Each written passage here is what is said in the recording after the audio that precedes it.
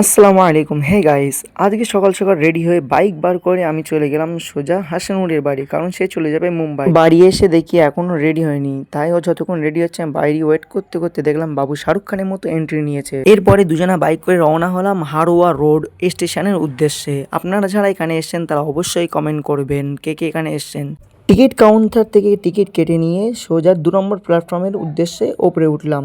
তারপরে এখনো ট্রেন আসছে না বলে দুজনে দাঁড়িয়ে দাঁড়িয়ে একটু হাওয়া খেতে লাগলাম। কিছুক্ষণ ওয়েট করার পরেই 2 নম্বর প্ল্যাটফর্মে এসে গেল ট্রেনটি। তারপর হাসানুরকে বিদায় জানিয়ে আমি আস্তে আস্তে নিচের দিকে চলে আসলাম।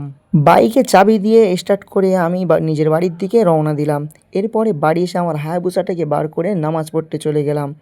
নামাজ পড়ে নানার সঙ্গে গল্প করতে করতে হাসতে হাসতে চলে আসলাম বাড়িতে। আম্মু দিয়েছিল বেগুন মাছ ও বরবটি ভাজি, সেটা দিয়ে তাড়াতাড়ি খাওয়া দাওয়া সেরে নিয়ে বিকেলে বন্ধুরা এসেছিল, তাদের সঙ্গে খেলা দেখতে দেখতে আজকে ব্লগটি আমি এখানেই শেষ করলাম।